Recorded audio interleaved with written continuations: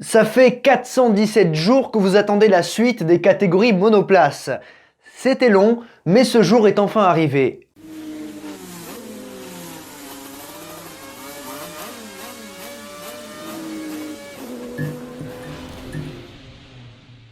Les catégories monoplace avec notre chère pyramide qu'on a laissée en plan. Et aujourd'hui on la reprend, et on la reprend à la base, car la Formule 4 c'est la catégorie d'accession par excellence pour tout pilote qui souhaite accéder à la Formule 1. Peu d'entre eux y parviennent, mais c'est ici que beaucoup de pilotes découvrent la monoplace. Cette catégorie est très importante et voici comment elle fonctionne.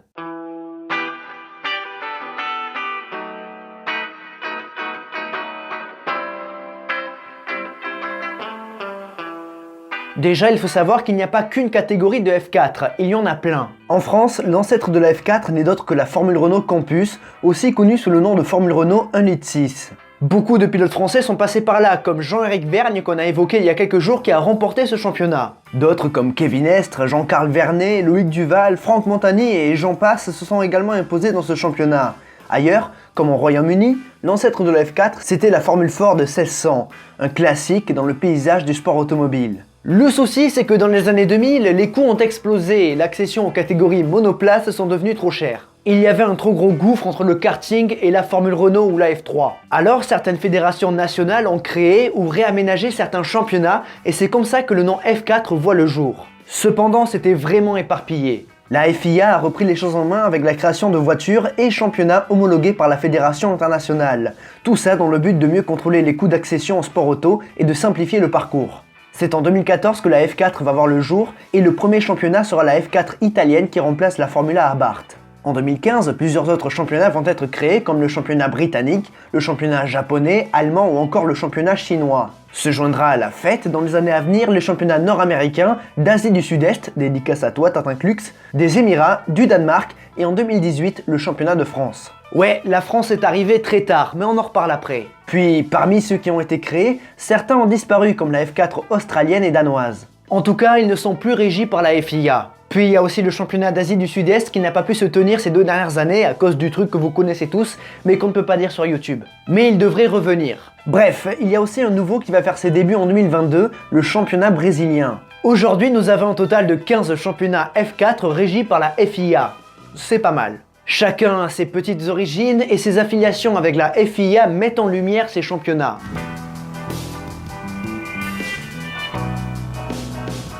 Petit aparté concernant la F4 française qui est devenue un championnat régi par la FIA que depuis 2018. Et il a une particularité. Le nom F4 est arrivé dans ce championnat en 2010 avec une tentative d'intégrer la Formule Renault 1,6 litre en World Series by Renault. De 2011 à 2016, cette F4 n'est d'autre qu'une Formule Renault rebadgée et en 2017, la FFSA fait évoluer sa réglementation. De vrais F4 arrivent, mais ce championnat reste malgré tout indépendant de la FIA. C'est finalement en 2018 que le championnat français devient un championnat FIA en adoptant la réglementation officielle. Mais contrairement aux autres championnats F4, le français est différent car la FFSA garde une présence très importante dans ce dernier. En effet, il s'agit plus d'une académie que d'un championnat indépendant. Il n'y a pas d'écurie privée, il y a des roulements de mécaniciens et d'ingénieurs, bref, c'est très ouvert, c'est une académie. Maintenant, il y a un défaut à cette formule. Si celle-ci accompagne très bien les jeunes pilotes, ces derniers peuvent être déstabilisés lorsqu'ils arrivent dans des championnats plus ouverts avec des écuries privées, où votre confort dépend un petit peu plus de votre valise de billets. Donc il y a du bon et du moins bon.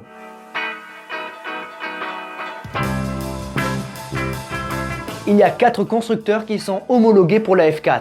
Ligier s'occupe du championnat américain avec les JS F4, Dom s'occupe du championnat japonais avec les F110, mais les 2 constructeurs les plus courants sont Migal et Tatus. En 2022, une nouvelle réglementation de F4 va voir le jour avec l'apparition du halo. Ça c'est pour le châssis, maintenant regardons côté moteur. Il y a 6 motoristes, Geely, un groupe chinois, Honda, Toyota, Ford, Renault qui devient Alpine en 2022 et Abarth. Tous n'ont pas les mêmes caractéristiques, mais ils se valent. Les 2 plus présents sont le Renault, l'Alpine et l'Abarth, qui à eux deux s'occupent de 11 des 15 championnats. Chaque championnat peut choisir sa formule de châssis et moteur. En revanche, impossible d'avoir 2 constructeurs ou motoristes différents dans le même championnat, afin de garder l'équité entre les pilotes. De toute manière, la Tatus fonctionne qu'avec la Abarth. J'aurais aimé rentrer plus dans le concret des chiffres avec les générations 2, mais j'ai trouvé que très peu d'informations. Par exemple, le poids, je le connais pas, je l'ai pas trouvé, j'ai pas trouvé le poids exact. Mais sachez que nous sommes sur un poids autour de 500 kg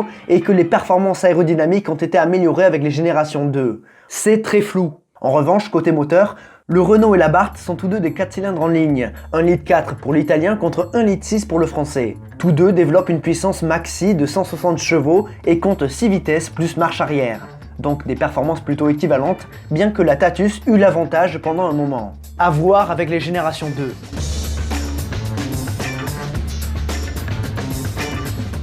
Avec tous ces championnats à travers le monde, il y en a évidemment des plus prestigieux que d'autres. Par exemple, si vous gagnez les championnats des Émirats Arabes Unis, il vous faudra certainement passer par l'Europe pour faire vos preuves dans des championnats plus relevés. À moins d'avoir beaucoup de fric pour arriver en F3 ou en F3 régional. Le championnat de France est plutôt relevé, mais vu qu'il est différent, il faut que les pilotes qui sortent de la FFSA fassent leurs preuves dans des championnats plus ouverts. Ou avoir du fric, encore une fois. Théo Pourchaire, qui a terminé meilleur rookie en 2018, est ensuite passé en Allemagne, où il a triomphé avant de passer en 2020 en FIA F3.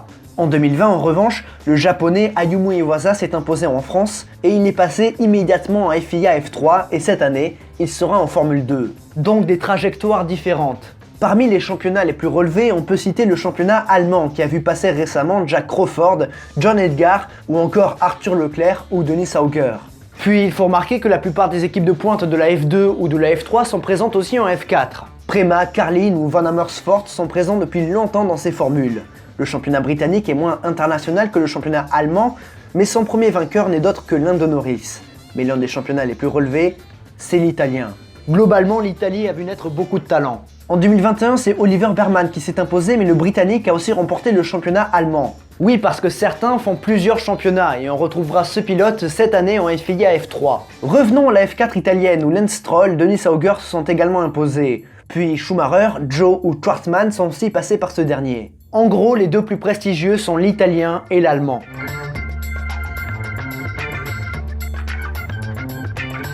Pour ce qui est du format des week-ends en F4, il varie en fonction des championnats. Mais il y a des points communs, heureusement, comme le nombre de courses par week-end. 3 courses. Puis il y a évidemment le système de points qui est globalement le même qu'en Formule 1, à quelques exceptions près. Par exemple en France, la course 2 rapporte moins, seuls les 8 premiers marquent des points. La qualification détermine la grille de la course 1 et le deuxième meilleur tour détermine la grille de la course 3. En Allemagne et en Italie, les qualifications déterminent la grille de la course 1 et 2. Pour la 3, il s'agit d'une grille inversée des 8 premiers de la course 2. Mais dans ces deux championnats, seuls les 16 meilleurs résultats sont comptabilisés. Bref, vous voyez qu'il y a quelques différences. Concernant les circuits visités, eh bien c'est intéressant. Il y a évidemment beaucoup de circuits de Formule 1, mais aussi des circuits plus nationaux, et ça c'est cool. Je vous renvoie à la vidéo sur les grades des circuits. En 2021, la F4 française est passée à Manicourt et au Castellet, mais également à Budapest. Et Monza aussi cette année, ouais parce qu'il y a quelques escales à l'étranger. Et pour la F4 française, c'était souvent à Spa. Après, il y a également Lebanon et Nogaro qui sont incontournables. Et en 2022, le Grand Prix de Pau va faire son retour. L'ADAC Formel 4 passe évidemment par Hockenheim et Nürburgring, mais également à Spielberg, Zandvoort et le Sachsenring. Outre Imola et Monza, Misano et Vallelunga sont de la partie en Italie. Vous en voulez d'autres?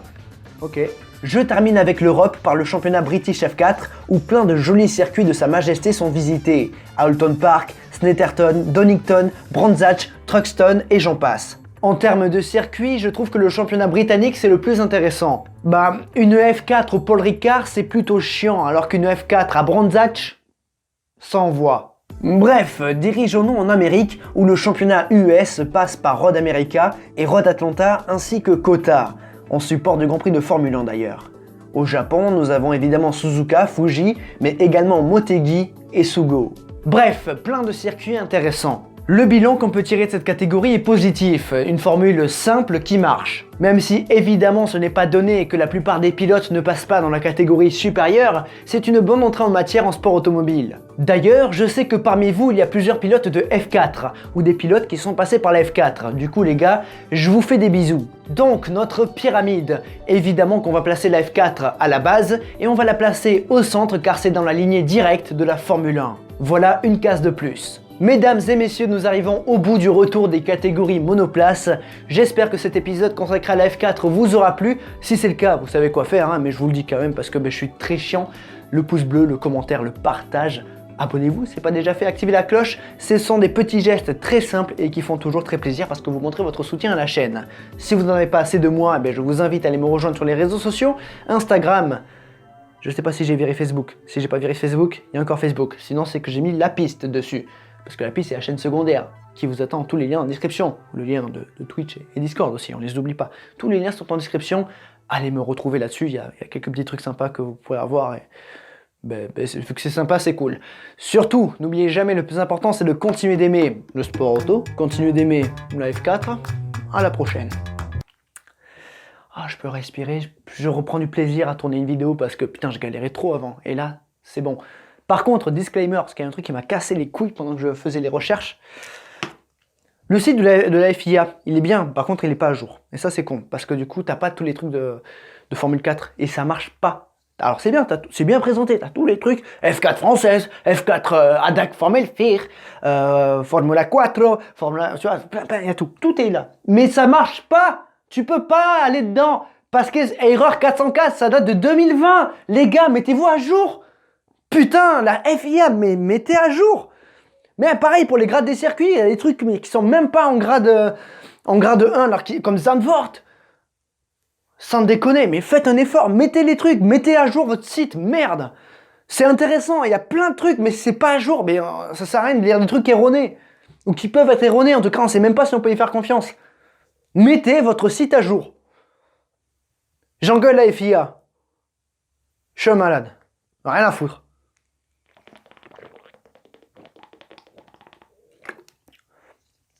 Plutôt que de faire semblant d'enquêter sur un truc... Mazie a-t-il volé ou a-t-il eu raison de quoi? Mettez à jour votre site, putain, ça rend service. Bref, des bisous.